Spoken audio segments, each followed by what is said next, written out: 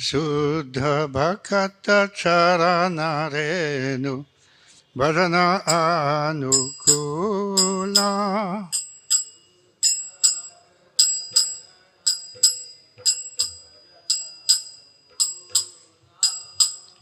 Shuddha Bhakata Charanarenu Bhajana Anukula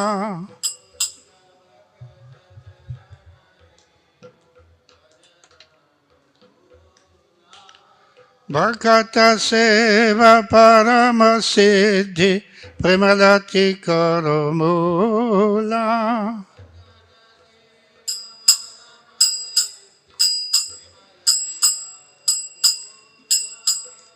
Bhakata Seva Parama Siddhi Premalati Karomula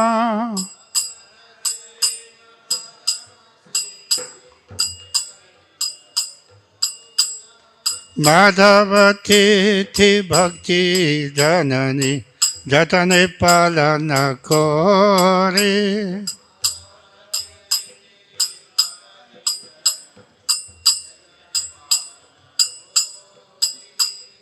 Krishna Basati Basati Boli Parama Adare Bori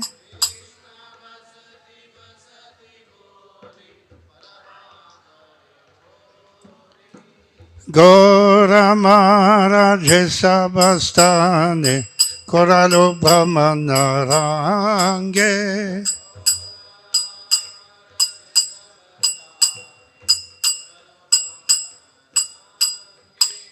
Sesabastana Heriboami Panai Bhakata Sange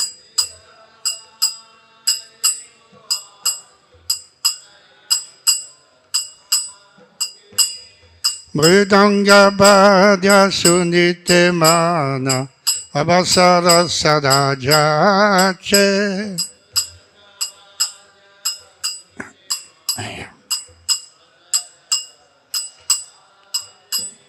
Gora Bihita Kirtana Suni Anande Hridaya Nache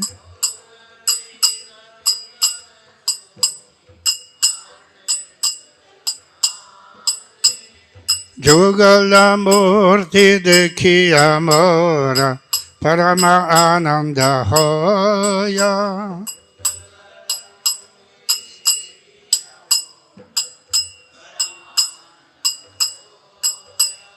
Prasada Seva Korite Hoya Sakala Papancha Jaya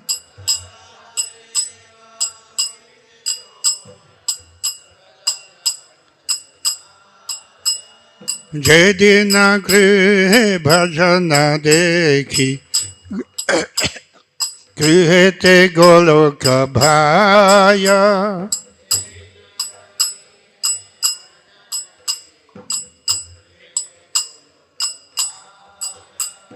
Charana Sedu Dekhiya Ganga Sukana Simana Paya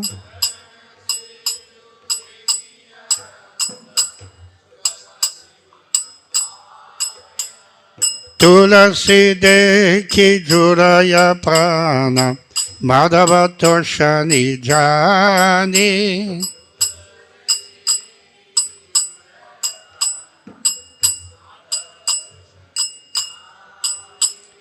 Gora Priya Saka Sebane Jivana Sartakamani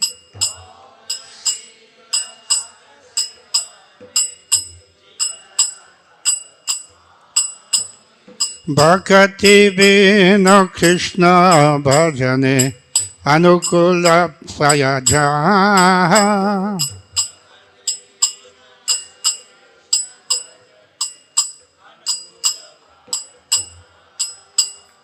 Prati Divase Parama Sukhe Shikara Karo Yeta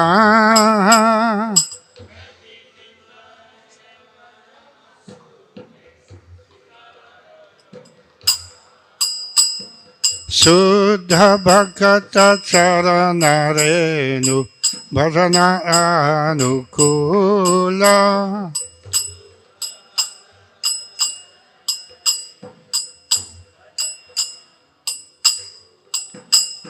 Bhakata Seva Parama Siddhi Parama Anu Premalati Karamula.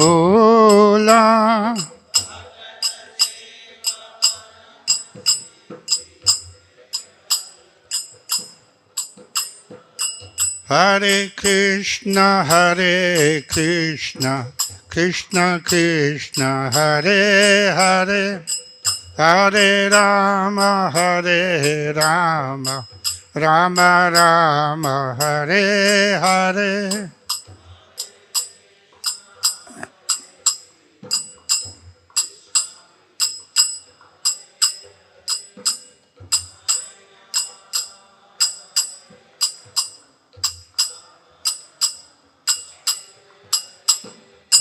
Hare Krishna, Hare Krishna, Krishna Krishna, Hare Hare, Hare Rama, Hare Rama, Rama Rama, Hare Hare.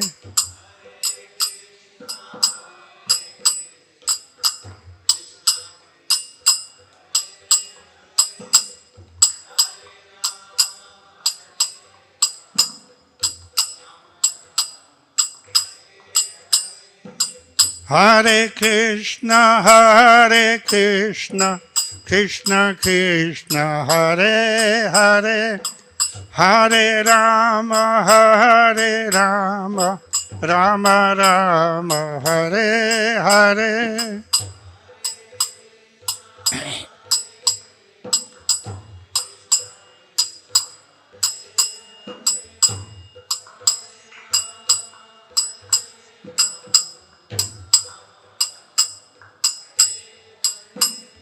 Hare Krishna, Hare Krishna, Krishna Krishna, Hare Hare, Hare Rama, Hare Rama, Rama Rama, Hare Hare.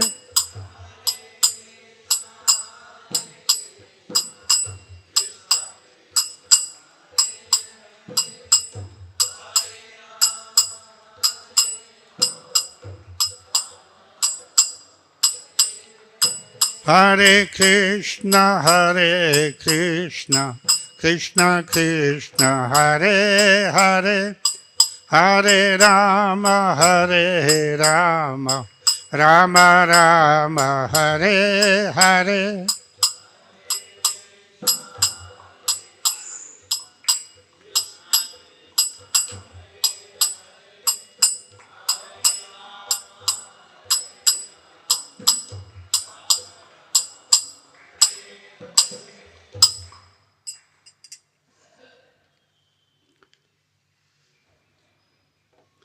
Dust from the lotus feet of pure devotees is conducive to devotional service, while service to the Vaishnavas is itself the supreme perfection and the root of the tender clipper of divine love.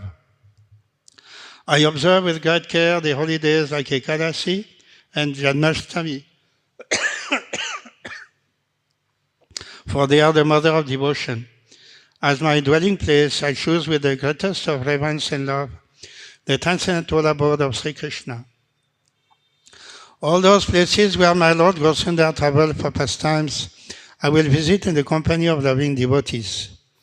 My mind always begs for the opportunity to hear the music of the mridanga. Upon hearing the kind of kirtan ordained by Lord Gaurachandra, my heart dances in ecstasy. By beholding the deity forms of the divine couple, Sri Sri Radha Krishna, I feel the greatest joy. By honoring the Lord's prasad, I conquer over all worldly illusions. Goloka Vrindavan appears in my home whenever I see the worship and service of Lord Hari going on there. Upon seeing the Ganges, which is a river of nectar emanating from the lotus feet of the Lord, my happiness knows no bounds. The sight of the holy Tulasi tree soothes my soul, for I know she gives pleasure to Lord Krishna. By honoring such a dear favorite of Lord Chaitanya, I consider life worthwhile. Whatever Bhaktivinoda obtains that is conducive for the service of Sri Krishna, he accepts every day with the greatest of joy. Srila Bhaktivinoda Thakur ki jai.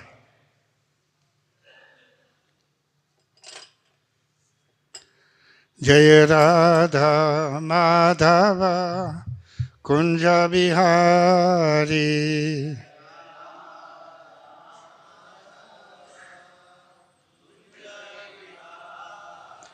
Jai Radha Madhava Kunja Bihari.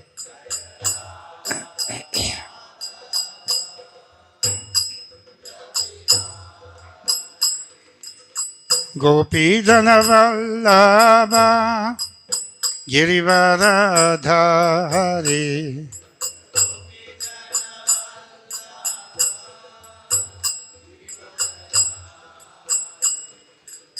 Gopi Jana Vallabha Girivaradhari.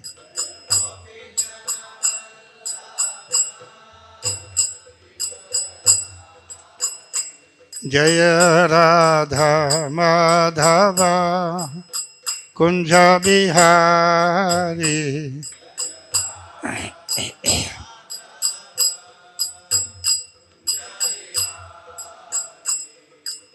Jasodanandana Vrajajanaranjana.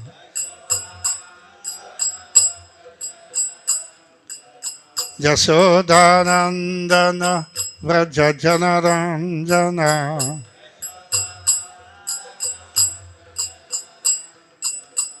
Jamunatira Vanachari.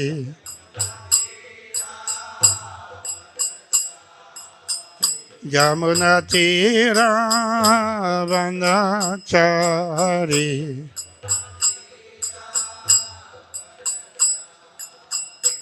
Jai Radha Madhava Kunja Bihari.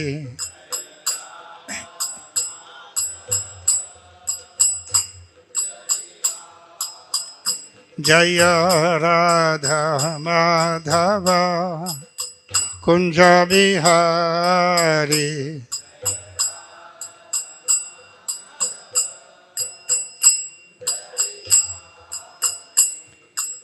Gopi Jana Vallabha Girivaradhari.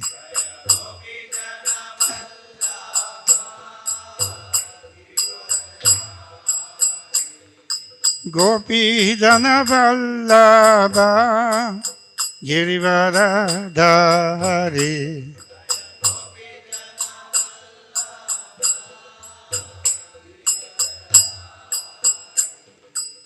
Jasodanandana Vrajajanaranjana.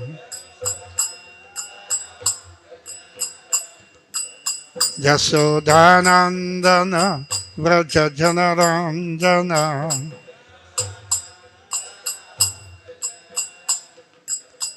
Jamunatira Vanachari.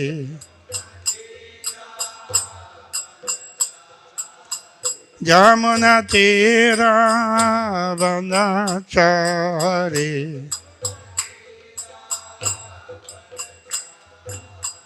Jaya Radha Madhava Kunja Bihari.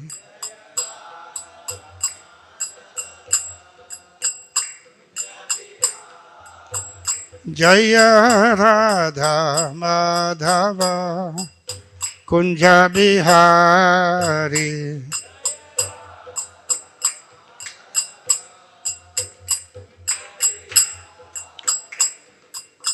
Hare Krishna, Hare Krishna, Krishna Krishna, Hare Hare, Hare Rama, Rama Rama Hare Hare.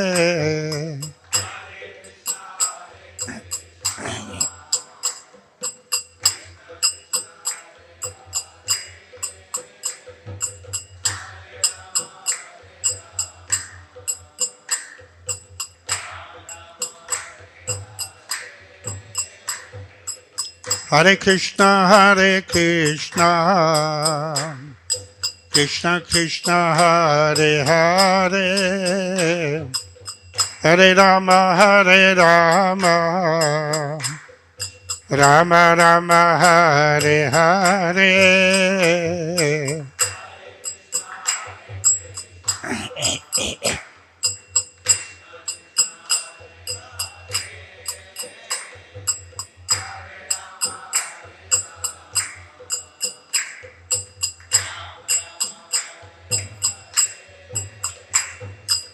Hare Krishna, Hare Krishna, Krishna Krishna, Hare Hare, Hare Rama, Hare Rama, Rama Rama, Hare Hare.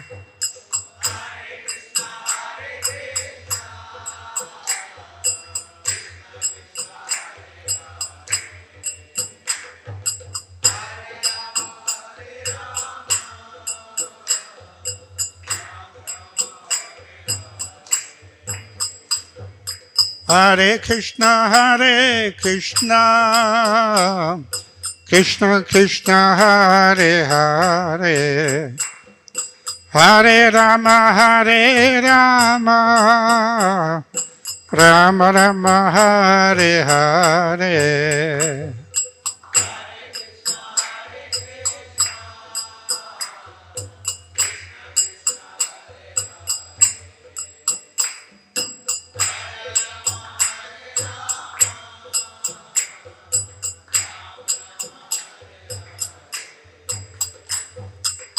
Hare Krishna, Hare Krishna, Krishna Krishna, Hare Hare, Hare Rama, Hare Rama, Rama Rama, Hare Hare.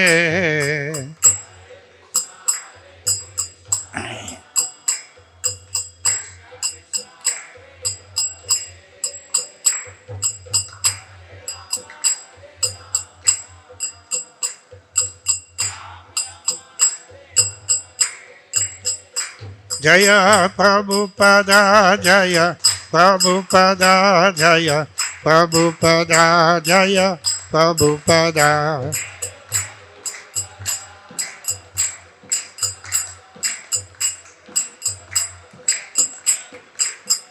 Jaya Prabhupada, Jaya Prabhupada, Jaya Prabhupada, Jaya Prabhupada.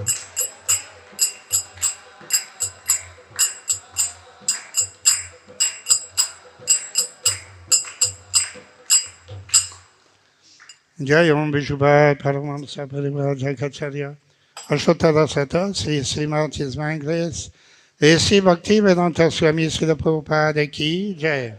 Jai Om Vishubhat Paramahamsa Parivar Jaikacharya Ashottara Sata Sri Srimati His Divine Grace Srila Bhakti Siddhanta Saraswati Goswami Maharaj Srila Prabhupada Ki Jai. Ananta Koti Vaishnavrinda Ki Jai. Namacharya Srila Haridas Thakur Ki Jai. Prem se ko Sri Krishna Chaitanya Prabhu Nityananda Sri Advaita Gadadhara Sri Vasadi Gaura Bhakta Ki Jai. Sri Sri Radha Krishna Gop Gopinath Shyama Kunda Radha Kund Giri Govardhan Ki Jai. Vrindavan Dham Ki Jai. Mayapur Navadvip Dham Ki Jai. Jagannath Puri Dham Ki Jai. Ganga Mai Ki Jai. Jamuna Mai Ki Jai. Srimati Tulasi Devi Ki Jai. Bhakti Devi Ki Jai. Sri Harinam Sankirtan Ki Jai. Sri Sri Radha Madan Mohan Ki Jai. Sri Sri Gauranitai Ki Jai. Sri Sri Jagannath Subhadra Baladev Ki Jai. Gaura Premanandi. All glories to the Samadhivatis. All glories to the Samadhivatis. All glories to the Samadhivatis. All glories to Sri Guru, Sri Gauranga. All glories to Srila Prabhupada. Hare Krishna. Namo Vishnupadaya Krishna Prasthya Srimate Bhakti Vedanta Swamini Tinamine. Namaste Saraswati Devi Gauravani Pracharine. Nirvesesha Sunyavadi Pastyata Tarine. Om Namo Bhagavate Vasudevaya.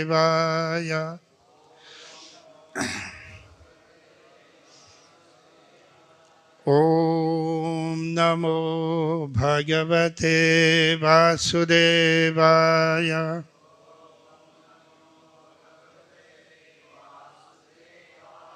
Om Namo Bhagavate Vasudevaya.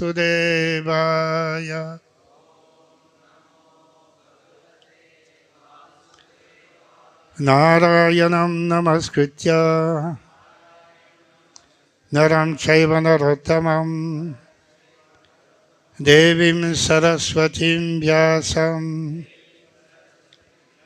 Tato Jayamudirayet Nashtaprayeshu Abhadreshu Nityam Bhagavata Sevaya Bhagavati Uttamasloke Bhaktir Bhavati Naistiki.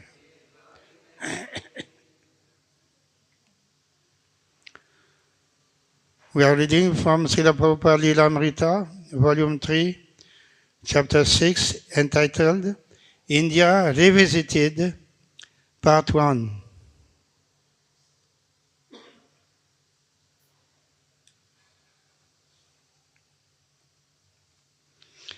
The plane flew during the night and arrived in London by morning. Srila Prabhupada had planned a stopover. He checked into an airport hotel, took his massage, and rested. In the afternoon, he rose and bathed. And then he and Kirtanananda boarded their plane, bound for New Delhi via Moscow. While the plane was still on the ground, however, a crew member announced a short delay due to health regulations. A passenger had disembarked earlier that day, but now was sick, apparently with smallpox, so the plane would have to be thoroughly fumigated. Prabhupada and Kirtanananda stayed in a room at the Excelsior Hotel for the night. Early the next morning, July 24th, seated in his hotel room, complete with air conditioning and television, neither of which he had used, Srila Prabhupada wrote a letter to Brahmananda in New York. Except from his letter, accept my blessings. I am always thinking of your separation feelings. Please do your duty nicely, and Krishna will help you in all respects. We were delayed here for 16 hours, starting this morning at 9 for Delhi. The attention of Mr. B.K. Nehru, the ambassador of India, was drawn to me the other day. I have told him about my permanent visa, and he has promised to help me when I come back. Please make an appointment with him, informing that I wish to present him our set of Srimad Bhagavatam and our other literatures. Then go to him and personally present the books, etc., at Washington, D.C. It may be that as soon as I feel some strength, I shall be coming back. Up to now, there was no disturbance about my health, and I hope to reach Delhi this night. I shall write you again after reaching Vrindavan. Convey my ardent affection and blessings for all the boys and girls. I am very much hopeful of my movement. Please keep steady. Follow all my instructions scrupulously. Chant Hare Krishna, and Krishna will give you all strength. End of letter. Prabhupada and Kirtanananda flew to Moscow. There they walked around the terminal, observing what Prabhupada called propaganda pictures. After an hour stopover, they reboarded and flew another 8 hours, arriving in Delhi around midnight. The world of heat that greeted them felt good to Prabhupada. He had come for this. Inside the airport terminal, overhead fans stirred the muggy air as Prabhupada and Kirtanananda stood in slow-moving lines while uniformed clerks checked passports and customs forms without Western-style computers or efficiency. Just beyond the areas for immigration and customs, people waiting for arriving passengers were waving, calling, and coming together with friends and family members. After Prabhupada and Kirtanananda claimed their luggage and cleared customs, they stood on the sidewalk outside the terminal. Although Prabhupada had removed his sweater, Kirtanananda stood sweltering in his black wool suit. It was 2 a.m. All around, passengers were meeting loved ones who embraced them, sometimes even garlanded them, and helped them into cars or taxis. But no one was there for Prabhupada. It was certainly different from the recent tearful airport scenes where Prabhupada had been with his loved ones. Now, instead of being surrounded by loving disciples, Prabhupada was besieged by taxi drivers and porters wanting to carry his luggage for a fee. In Hindi, Prabhupada asked one of the drivers to take them to Chippiwada in Old Delhi. The driver put their luggage in the trunk, and Prabhupada and his disciple climbed into the black seat. The small ambassador taxi drove through streets well known to Srila Prabhupada. Nighttime traffic was light, an occasional taxi or motor rickshaw. Mostly the streets were empty and quiet, the shops closed, an occasional person or cow sleeping outdoors. Just a few years before, Prabhupada had sold Back to Godhead magazines, solicited donations, and printed his Srimad Bhagavatam here. In those days, he had been alone, practically without money or residence. Yet he had been happy, completely dependent on Krishna. But India's leaders were rejecting Vedic culture and imitating the West. Although some Indians were still professed to follow Vedic culture, mostly they were victims of hodgepodge teachers who did not accept Krishna as the Supreme Personality of Godhead. So he had felt obliged to leave, to go and transplant the Vedic culture in the West.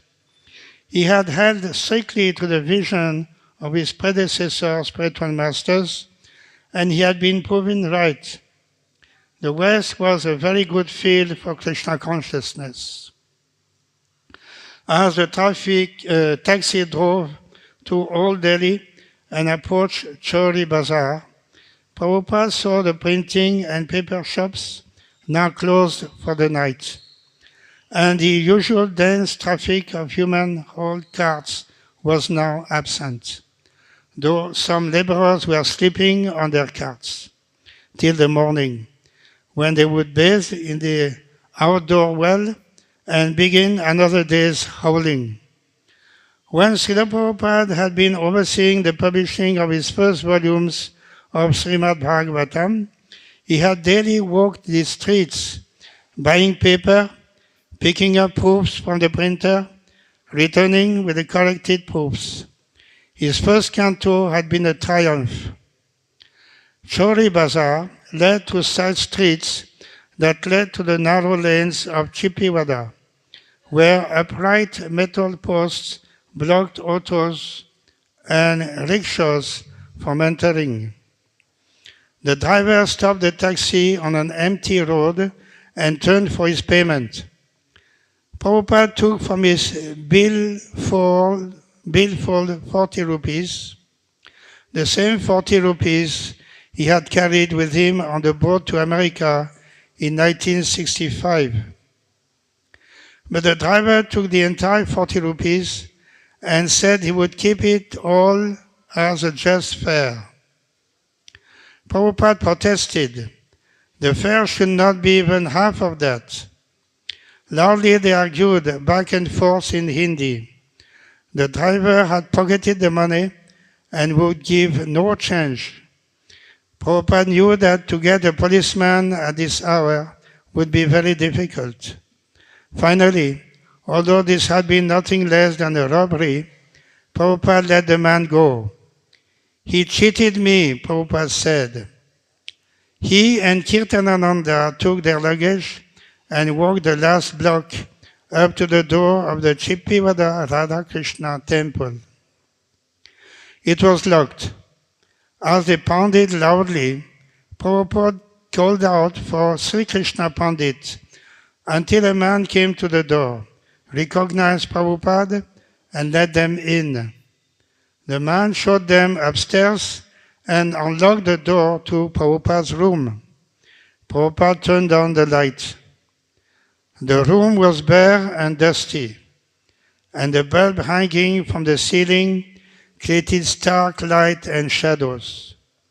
On the floor was a 3-foot-high cement dome, indicating that directly below were the altar and the deities of Radha and Krishna. The dome prevented anyone from accidentally committing the offense of walking directly above the deities. The closet was stacked with printed Srimad Bhagavatam pages, Srimad Bhagavatam dust jackets, and form letters to prospective members of the League of Devotees. Everything was just as Prabhupada had left it. This is the room where I compiled Srimad Bhagavatam, Srila Prabhupada told Kirtanananda. I slept here, and over here was my cooker and my typewriter. I would sleep and type, and cook and type, and sleep and type. Kirtanananda was shocked to think of Swamiji living here in such a poor, humble place. It wasn't even clean. Although Kirtanananda was uncomfortable in his suit and wondered when he would be able to get rid of it, he managed to get a tin mattress for Swamiji. 2 Ayurvedic doctors came. They both agreed that the trouble was Swamiji's heart, but that the danger was now past. They gave him medicines and advised him to keep to a regulated schedule of eating, resting, and working. Sri Krishna Pandit came by to sit and converse, and Prabhupada told him of his success in America and of all the young devotees in New York and San Francisco. Prabhupada played his record for Sri Krishna Pandit, and this drew a crowd of curious persons from other rooms in the temple. In the afternoon, Prabhupada developed a cough. It didn't seem serious, and he said he wanted to travel the next day to Vrindavan. But by evening, the cough had become persistent. He could not rest. Kirtanananda tried massages and the pills the Ayurvedic doctors had prescribed, but nothing worked. Prabhupada remained awake all night, and when Kirtanananda touched him in the morning, he was feverish. The doctors came again. Prabhupada's temperature was over 104. They gave teas and Ayurvedic powders, while Kirtanananda looked on skeptically. Because Prabhupada was having a lot of difficulty breathing when he lay down, Kirtanananda thought it might be pneumonia. So Kirtanananda gave him penicillin, of which he had brought a supply. In the afternoon, an elderly Sikh doctor who practiced Western medicine came by and gave Prabhupada a penicillin injection.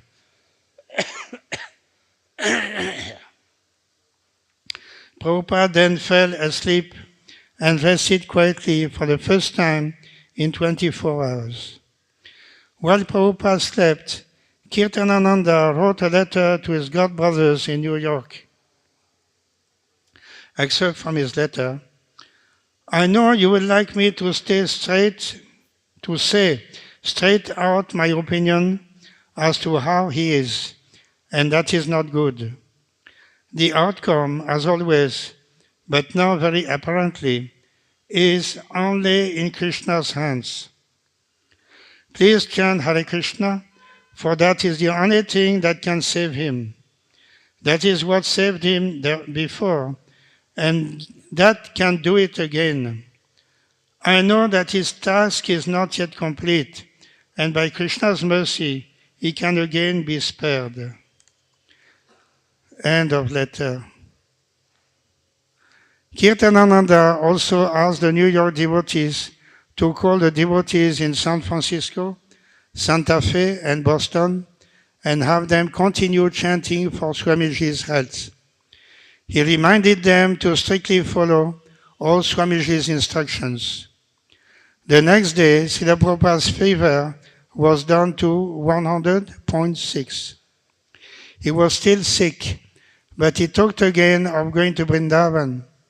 He dictated a letter to his book-selling agents in Delhi, Atma Rama and Sons, asking them for an up-to-date account of their sales of his Srimad Bhagavatam.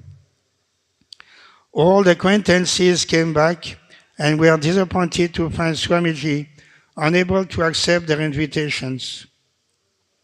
Prabhupada asked that they invite Kirtanananda in his stead.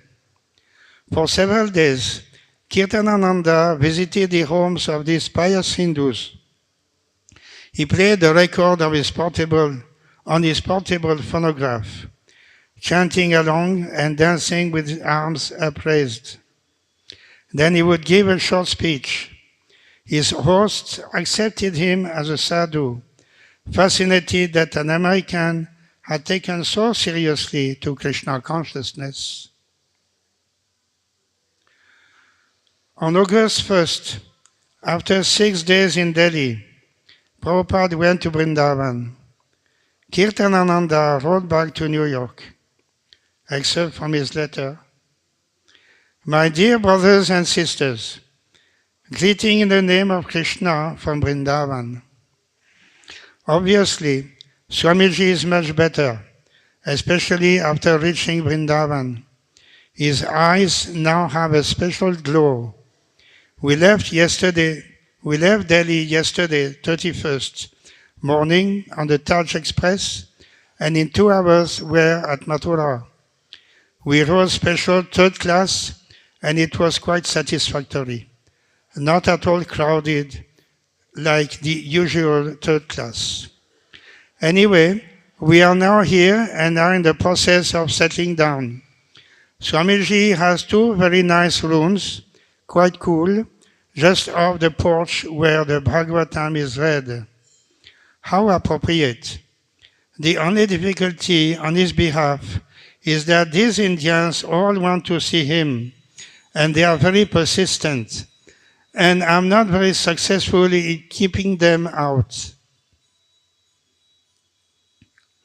Vrindavan, seen materially, is a very beautiful place. The country is very flat, and there are many trees, monkeys, peacocks, and of course, temples. It is also very poor. Both the people and the temples are in a bad state of disrepair. But spiritually considered, there are many great devotees here.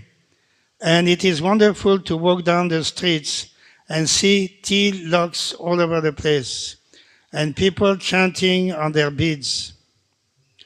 If I can develop a fraction of their devotion for Krishna, my life will be successful. It is also thrilling to hear the temple bells ringing so many times throughout the day. Last night I played our record for Lord Damodar here in the temple and then performed kirtan with some of the local devotees. It was very nice, but you will be surprised, I think, when I say that I prefer your kirtan in New York. End of the letter. After Prabhupada had been in Vrindavan only one day and his health had only slightly improved, he began planning his return to America. I'm always thinking of you, he wrote to the devotees, whom he addressed as his dear students. Quote from his letter, I cannot stop my Western world activities, and I have taken leave from you only for 6 months. And it may be that on or before I will come to you again.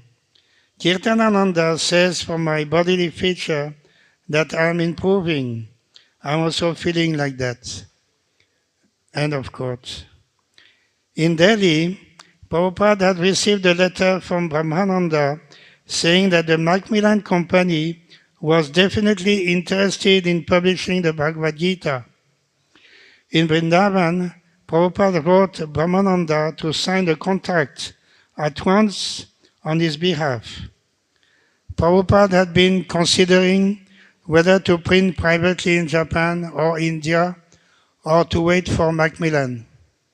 He was not concerned with the prestige and financial advantages of publishing through Macmillan. His first concern was to print as quickly as possible. Quote from his letter, I shall be satisfied with the commission and shall only be glad to see that the books are being read by hundreds and thousands of men. Whatever profit may be derived from it will be utilized for the development of an American house here. End of quote. Prabhupada stayed in his old rooms at the Radha Damodar temple. Still incapacitated, he was being massaged and cared for by Kirtanananda, who himself was listless and tired from the heat. But Prabhupada continued to range from one active and ambitious vision for his useful Krishna consciousness movement to another. He would think aloud about the volumes of Srimad Bhagavatam ready to be published, if Macmillan would take them and the boys could act on his behalf. There was so much to do. He wanted to return by October and oversee things personally. Temperature rose to more than 110 degrees, and Prabhupada and Kirtanananda had to stay inside with the door shut and the overhead fan on.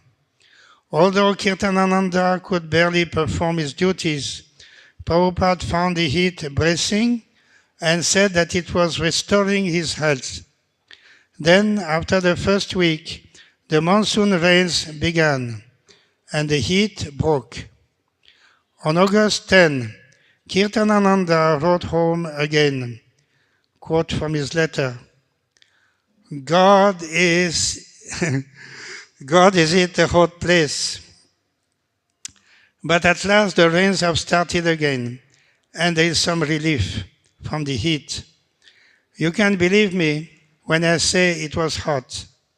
But now it is raining a great deal of the time, and that has made the weather quite comfortable for me. But unfortunately not for Swamiji. Also, I have developed the inevitable case of dysentery, which has been persisting for about 1 week now. Yesterday began the festival of Julan, in which Radha and Krishna come out and swing for about 5 days. So I had made the rounds of about a half a dozen temples here. Some of them are extremely beautiful inside, although most are small. Still, I can say this with all truthfulness and sincerity, that none are so transcendently beautiful and spiritual as 3720 Park Avenue, Montreal. And I think even Swamiji would agree with me there. End of quotes. Kirtanananda's letter gave heart to the devotees back home and confirmed their suspicion. It was not Hinduism, not India.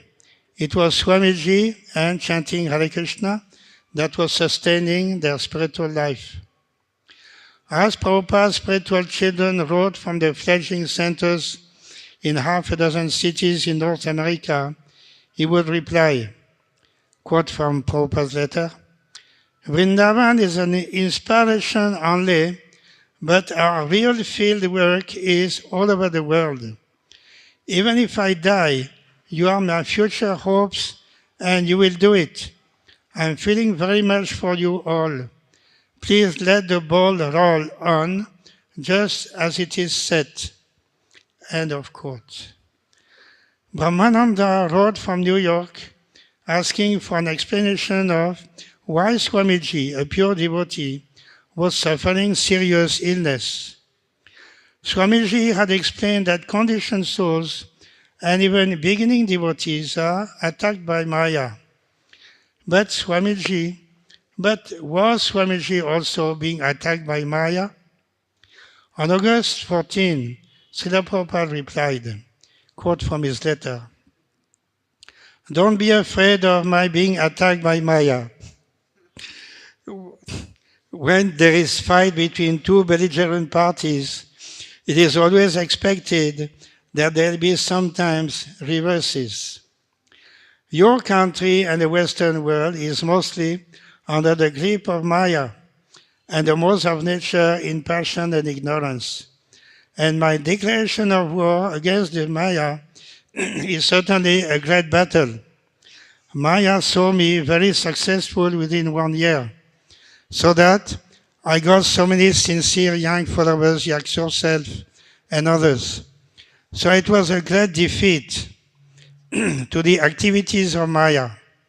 Western country youngsters giving up illicit sex, intoxication, meat eating, and gambling is certainly a great reverse in the activities of Maya. Therefore, she took advantage of my old age, weakness, and gave me a death dash. But Krishna saved me. Therefore, we should thank more Krishna than eulogize Maya. So far as my present health is concerned, I think I am improving.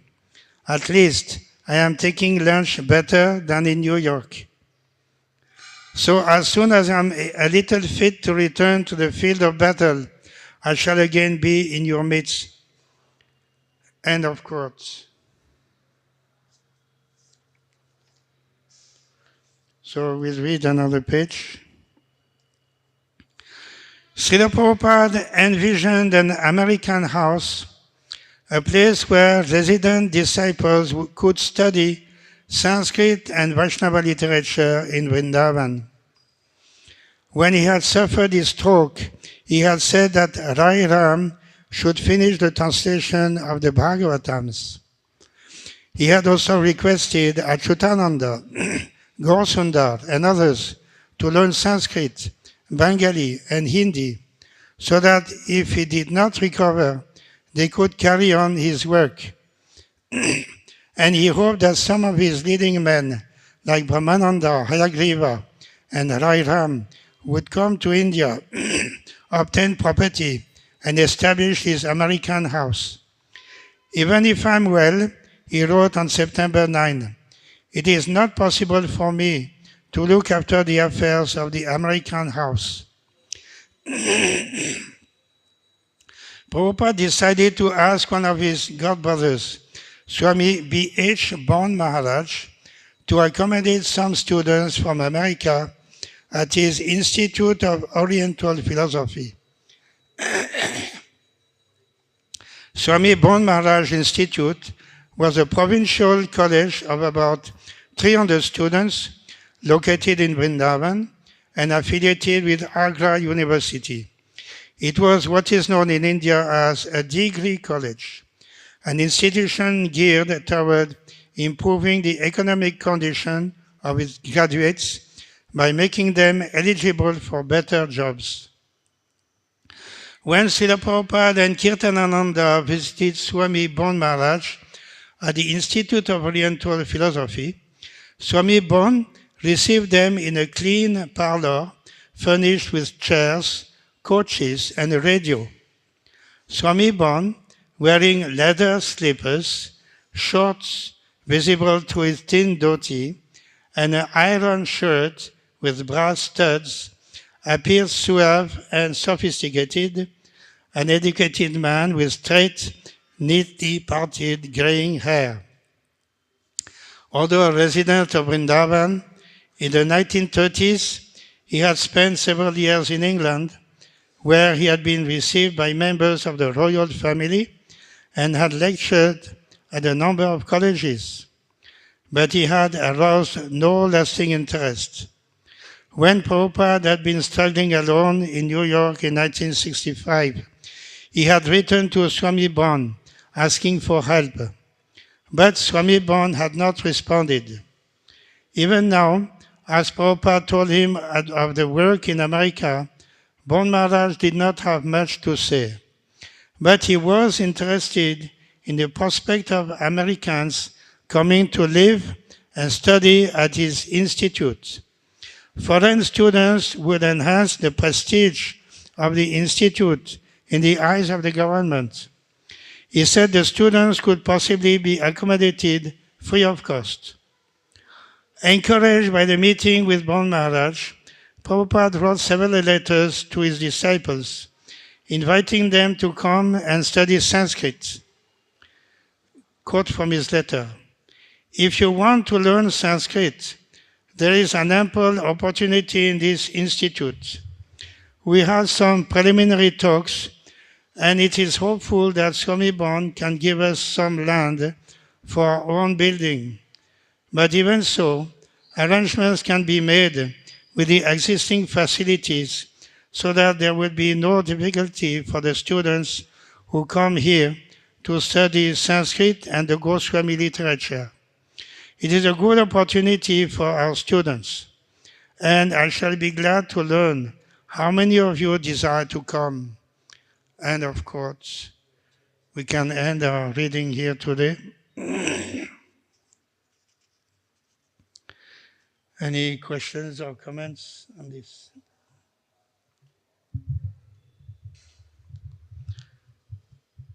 So we can appreciate that Srila Prabhupada, although being in a poor health condition, traveling from America, New York to London, Moscow, New Delhi, Vrindavan, so much travel. But he does not complain. He is happy in all conditions. That is a condition. That is a state of consciousness, a pure devotee of the Lord. He accepts whatever Krishna gives. Is it bad health, good health? That is Lord Krishna's will. He is not concerned with the condition of the body. Prabhupada has a mission to accomplish, and that is the importance. Nothing else is important. Of course, if he's in good condition, then Prabhupada can travel constantly and start his Hare Krishna movement everywhere in the world.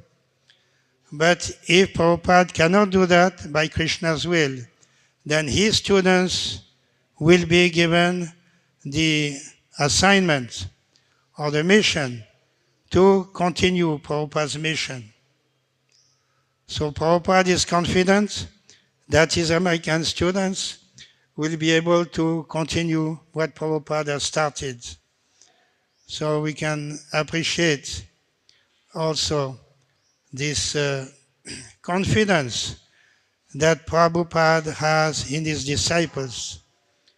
Not all the disciples, but at least some of them, Prabhupada is very much confident about them. That is how a mission can be successful. Not only the student should have confidence in the Guru, but the Guru also should have confidence in the spiritual master. That is how it works, that relationship, ideally. And this, because of this ideal relationship, the ISKCON society could start and develop, now so developing every year more and more.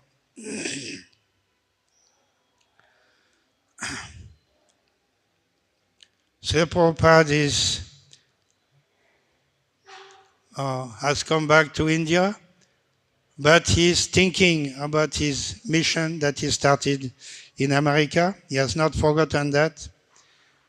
The climate in India is suitable for him, but that is not the end of it.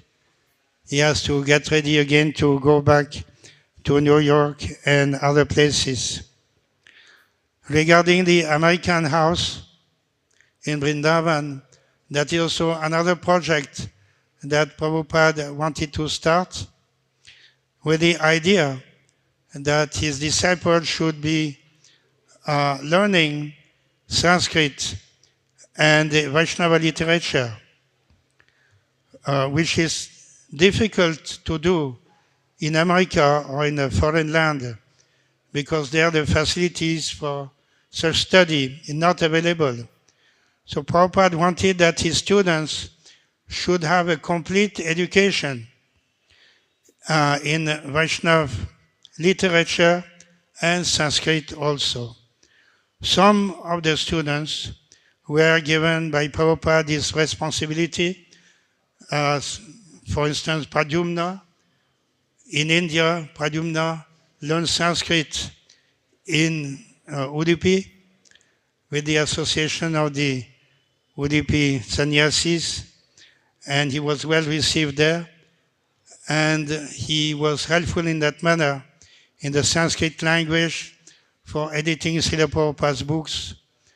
And Prabhupada encouraged some of his disciples to also study Vaishnava literature in this manner. Not all of them, but some of them who had more interest and having some intellectual abilities. So that is another aspect of Srila Prabhupada's mission, to give complete education to at least some of his students, besides reading and studying Prabhupada's books.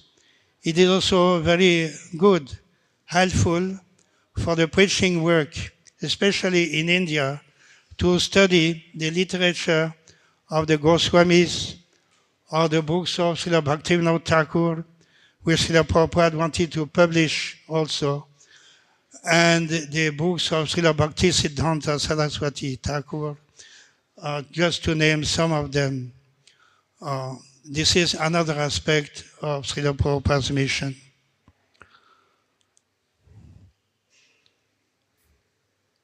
Any other comments? Okay. Srila Prabhupada ki jai. Srila Prabhupada Lilamritam ki jai. Srila Satsvadas Goswami ki jai. Srila Prabhupada ki jai.